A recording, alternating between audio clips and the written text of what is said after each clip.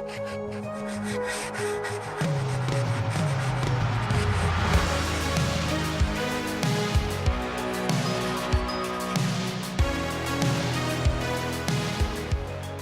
it's Movie Mondays once again, and today ZMAM Show is bringing you some of the movies I've seen recently that basically I want to give you either, yes, you should maybe see these, or stay far, far away from these. So, the whole set of genre for these are either thriller, or the very last one I'm going to talk to is actually a comedy, horror thriller, if you will, whatever. But it's pretty much a slasher one. But one of the first ones I want to talk about tonight is Saint Agatha. So this is a 2018 film, okay? It's basically set in the 1950s, and there is this young woman who's basically about to have a baby out of wedlock, which of course back then is just very taboo. Don't want to do that. There is a guy kind of in the picture, but not so much. She wants to get away from this lifestyle she's been living and so forth, and have this baby in a nice peaceful setting so that she can't be bothered with anything, and plus she'll have a place to stay. And so she goes to this convent where these nuns are basically taking care of these women who are about to have their babies. However, there is a much sinister and different plot going on in the background, but not so much of what we would have thought, which I immediately was starting to lead to, okay, there's something paranormal, or there's something, happening in the background scene, something ghost-like, but that necessarily wasn't the case. So without spoiling this too much for you all, I am going to say that this movie had decent acting, okay?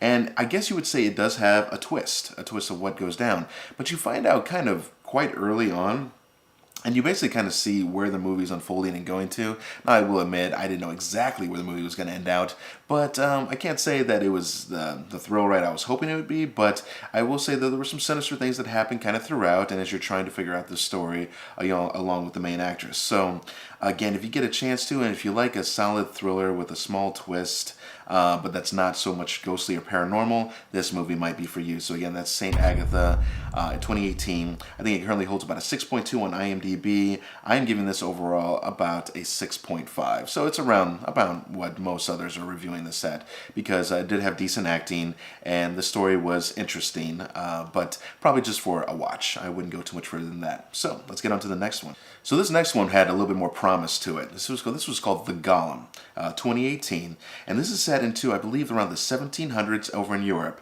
And basically, there's a small Jewish community, and the plague has broken out into other areas of Europe, right? But not this community. They've managed to stay plague-free, okay? And so the story is set around, again, another young woman, but has seen some tragedy in her life. So her and her husband are at odds, almost estranged pretty much. They have lost a child, and she really hasn't been able to get over that, which can't blame her, right? Very hard thing to get past. The husband has tried to move on, and in fact, he's trying to have another, and that's a whole other problem in itself. But again, the story kind of builds up on all this. So while this woman is trying to get her mindset and straight whatever, she is basically behind the back of the Jewish council, and whether she is learning and reading the Jewish texts and so forth about the religion, which is forbidden for the women to do. But her husband, so his father is the lead, and I forget the name of him, but he's basically the lead for the entire community and for their religion. So everything that he says has to be done. So since he is the son, he thinks he gets a little bit of leadway, so he lets his wife start reading the text and keeping her mind busy.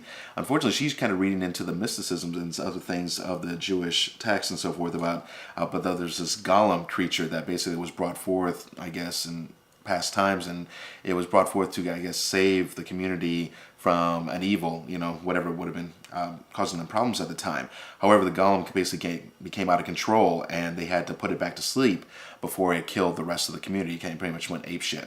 So as we see ourselves in this community, there are a group of people that have been plagued by the plague. Sorry, that was terrible right there. But basically, the plague has hit their community, and they believe that it's kind of the Jewish community's fault that they're not experiencing the same hardships, or maybe it's their fault even. So they start coming through and actually killing a few of their people, and even hold their village under hostage. When the main antagonist's daughter basically falls ill, and she basically goes to their Jewish community's healer and says, if you do not heal my daughter, I will pretty much burn your village to the ground and kill everybody. So this dude means business, right? So that's where the golem kind of comes into play. So the main actress, who again lost a child previously before, tries to call upon this thing, and then it goes from there. So that's just kind of the setup, really.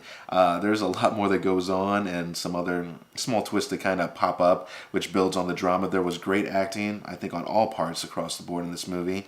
I gave this, so this was, I also have a 6.2 out of 10 on IMDb. I'm giving it a 7.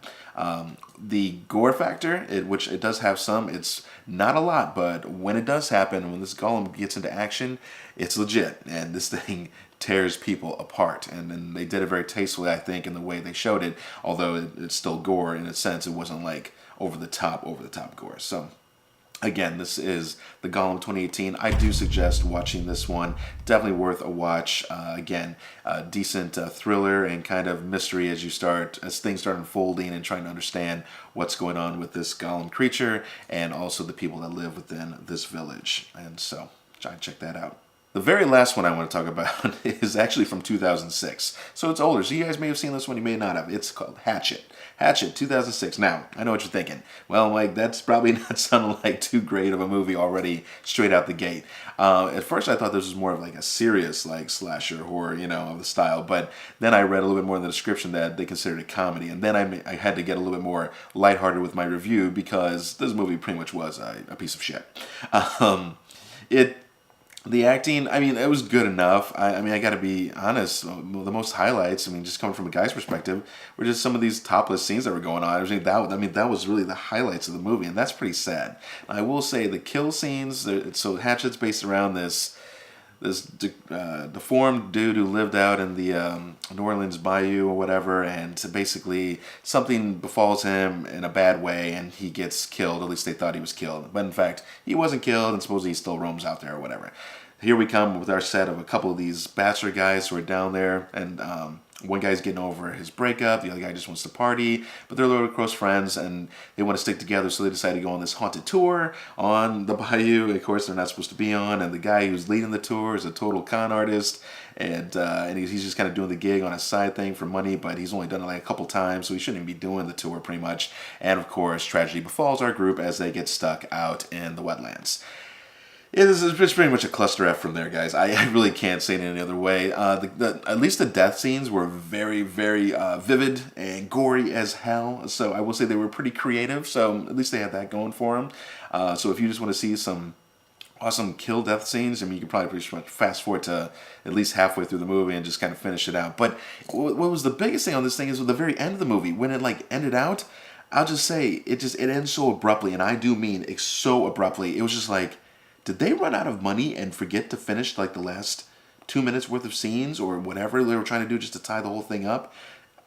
I almost want you to watch it just so you can comment on it and just say, or if you've seen it, make sure you comment and if you agree with me on this. Again, I know the comedy factor, we're trying to be a little bit more easy on them, but really it is the characters I didn't really care about. So basically, as they got wiped off one by one, I'm just like, thank goodness, let's move on to the next one and then the next one. So it was just one of those types of bombs. So it has a 5.7, I don't know how, on IMDb. It was a 5.7. Usually I find that anything over a 5 is decent and worth watching.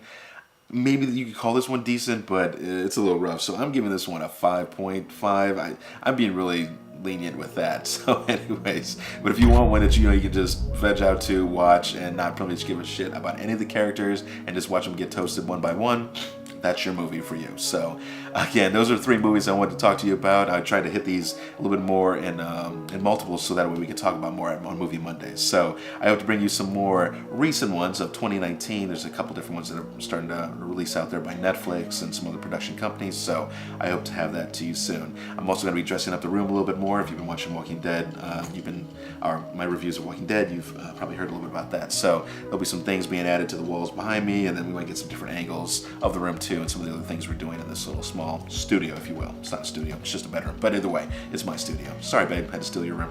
So with that said, this is the ZMAM Show. I'm your host, Mike Schilling. Make sure to like and subscribe if you enjoyed this, and we will catch you at the next Movie Mondays. See you guys.